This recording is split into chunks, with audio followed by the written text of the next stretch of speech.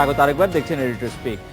ঢাকা দক্ষিণ সিটি কর্পোরেশনের ৩ ওয়ার্ডের সীমানা নির্ধারণ জটিলতা কাটার মতো আটকে ছিল ডিসিসি নির্বাচনের গলায়। তবে ২.৫ মাস আগে সে কাটা দূর হলো। নির্বাচন নিয়ে নেই কোনো তোড়জোড়। নির্বাচন করা নিয়ে এখনো অন্ধকারেই আছে বলে জানিয়েছে স্থানীয় সরকার বিভাগ।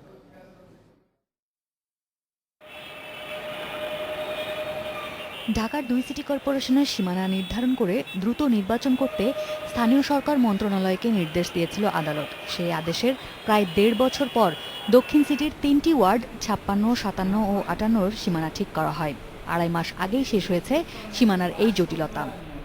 জটিলতার কোনো বিষয় নেই, কারণ স্থানীয় জনগণকে আমরা সম্পৃক্ত করে কাজটি করেছি এবং আমরা একই সাথে যেমনি মূল ম্যাপের ওপরে যেমনি আমরা দেখেছি, আবার সরেজমিনে বর্তমান অবস্থাটাকেও চিহ্নিত করে নতুন করে ম্যাপ সহ আমরা প্রস্তাবনা পাঠিয়েছি।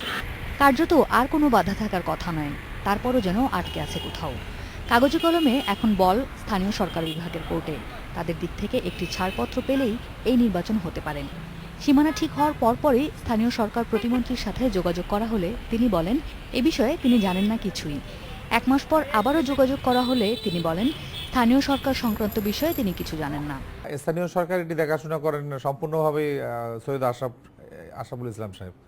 আমি যেন সম্পূর্ণ বলতে পারবো না। আমার স্থানীয় সরকার বা পল্লী উন্নয়ন হলে আমি বলতে পারতাম।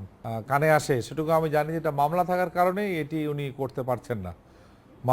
মামলার নিষ্পত্তি হলে, হাইকোর্টের মামলার নিষ্পত্তি হলে তারপরে হয়তো আমরা একটা সিদ্ধান্তে বা উনি একটা সিদ্ধান্তে যেতে পারেন। মামলার নিষ্পত্তি হয়ে গিয়েছে না, মামলার ডিসি বললেও এটা হাইকোর্টে মনে হয় একটি মামলা এখনো পেন্ডিং আছে। সবশেষ ২০০২ সালের ২৫শে এপ্রিল অবিভক্ত ডিসিসি নির্বাচন হয়েছিল। সংশ্লিষ্টরা বলছেন রাজনৈতিক সিদ্ধান্তহীনতায় ১ যুগ পেরিয়ে গেলেও নির্বাচন হচ্ছে না সিটি কর্পোরেশনে। Asmanita, independent news, Dhaka. এ বিষয়ে বিস্তারিত জানতে কথা বলছে সহকর্মী আসমা মিতার সঙ্গে। মিতা, আপনার নিশ্চয়ই মনে আছে যে ২ মাস আগে আপনাকে ঠিক একই বিষয়ে একই প্রশ্ন আমি করেছিলাম। আপনি যদি একটি সরল অঙ্ক করতেন যে ডিসিসি নির্বাচনের আগে ২ মাসে একবার করে আপনাকে এই কথা বলতে হলে মোট আরো কয়বার এই কথা আপনাকে বলতে হতে পারে? কেন ডিসিসি নির্বাচন আসলে ঝুলে আছে? আমাকেও ঠিক একই রকমই উত্তর দিতে হবে খালেদ, কারণ ঠিক ২ মাস আগে যে উত্তর আমরা দিয়েছি তার থেকে অবস্থার এক চুলও পরিবর্তন হয়নি। স্থানীয় সরকার মন্ত্রণালয় ঠিক ২ মাস আগেও আমাদেরকে যে তথ্য জানিয়েছিলেন যে তারা এখন পর্যন্ত নতুন যে ৩টি ওয়ার্ডের সীমানা দক্ষিণ সিটি কর্পোরেশনের ৫৬, ৫৭ এবং ৫৮, সেই নকশা যে তাদের হাতে এসে পৌঁছেছে সেই বিষয়ে তারা এখন পর্যন্ত ওয়াকিবহাল নন। আপনি প্রতিবেদনে দেখেছেন যে স্থানীয় সরকার প্রতিমন্ত্রী তিনি দাবি করছেন যে স্থানীয় সরকার তিনি দেখেন না এই বিষয়গুলো, এগুলো দেখেন স্থানীয় সরকার মন্ত্রী তিনি কেবলমাত্র সমবায় এবং পল্লী উন্নয়ন অংশ দেখেন, যেটি কার্যত হবার কথা নয়। পুরো একটি মন্ত্রণালয় ২জন মন্ত্রী এবং প্রতিমন্ত্রী দুজনই জানবার কথা। এবং তিনি একই সঙ্গে আরেকটি বিষয় যেটি উল্লেখ করেছেন সেটি হচ্ছে যে এখন পর্যন্ত আদালতে একটি মামলা আছে বলে তিনি জানেন। এই মামলা আমাদের জানার মতে এটি একটি অদৃশ্য মামলা, কারণ মামলা যা ছিল ডিসিসি নির্বাচনকে কেন্দ্র করে সেটি গত বছরের মে মাসে সব নিষ্পত্তি হয়ে গেছে। সেই সময় আদালতে ২টি জায়গায় স্পষ্ট করে দিয়েছিল নির্বাচন কমিশনের দায়িত্ব এবং স্থানীয় সরকার বিভাগের দায়িত্ব। নির্বাচন কমিশনের দায়িত্ব ছিল ভোটার তালিকা হালনাগাদ করে এই নির্বাচন সংক্রান্ত সবগুলো ব্যবস্থা সুনির্দিষ্ট করে রাখা এবং প্রস্তুতি রাখা, যে কোনো সময় যেন নির্বাচন অনুষ্ঠান করতে পারেন তারা। একই সঙ্গে স্থানীয় সরকারকে যে দায়িত্ব দেওয়া হয়েছিল সেটি ছিল যে ৩টি ওয়ার্ডের সীমানা নিয়ে এই জটিলতা, সেই সীমানাগুলো যেন দ্রুততম সময়ের মধ্যে নিষ্পত্তি করা হয় এবং নির্বাচনের ব্যবস্থা করা হয়। এই দ্রুততম সময় নিয়ে আসলে খালেদ একটি প্রশ্ন রয়েছে, কারণ ঠিক কত সময়ের মধ্যে নির্বাচনটি করতে হবে তা স্পষ্ট করে দেয়নি আদালতের পক্ষ থেকে।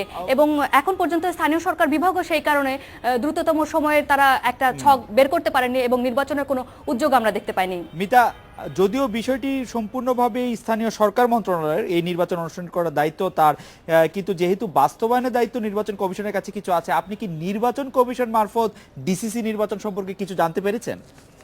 নির্বাচন কমিশনের পক্ষ থেকে যেটি বলা হচ্ছে যে নতুন নকশা পাঠানো হয়েছে স্থানীয় সরকার বিভাগে, সেই খবরটি তাদের কাছেও আছে এবং সেই জায়গাটা থেকে নির্বাচন কমিশন মনে করে আর কোনো জায়গাতেই আর আটকে থাকবার কথা নয় এই নির্বাচনের, এবং তার জন্য নির্বাচন অনুষ্ঠান করবার জন্য তাদের দিক থেকে যে সমস্ত প্রস্তুতি সেই সমস্ত প্রস্তুতি তাদের নেওয়া রয়েছে।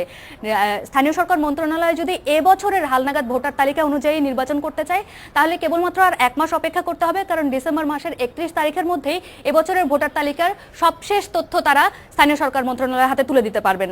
সেক্ষেত্রে জানুয়ারিতে তারা ভোটার তালিকা, নতুন ভোটার তালিকা হালনাগাদ সহ জানুয়ারিতে তারা তফসিল ঘোষণা করতে পারবেন এবং ৩৫ থেকে ৪০ দিন হাতে রেখে তারা নির্বাচন করতে পারবেন।